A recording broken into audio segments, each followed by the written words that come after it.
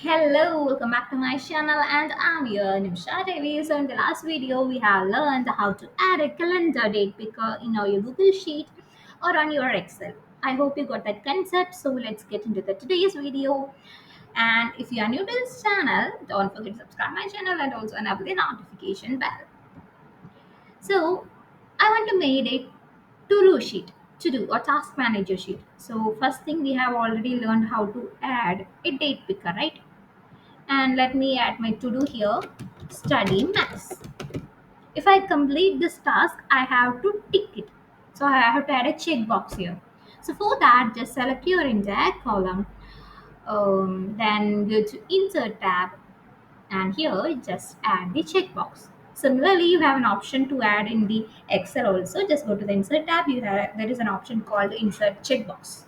Okay, just click the checkbox button on your Excel. Okay, so if I ticked it, it's got completed, right?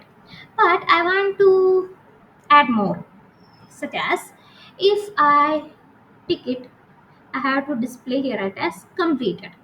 If it is unticked, okay, if this option is unticked, I have to say it as in progress status. Okay, so this will be my status column. So here, let me do one thing, equals if C1. If C1 is true, that means if it is checked, I have to display it as completed. If it is not checked, I have to display it as in progress.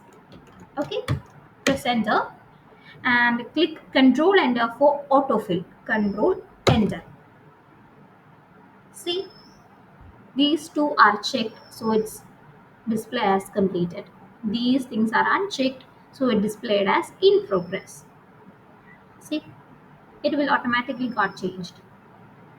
But I want to add more conditional formatting here. Let's do that. Select this column and go to format, and here conditional formatting. Or in your Excel, you have an option on the top of your menus, right? There is a conditional formatting option, so you can choose that. So go to conditional formatting. So here, if the cell is not empty, not star, if the text contains, we can use this.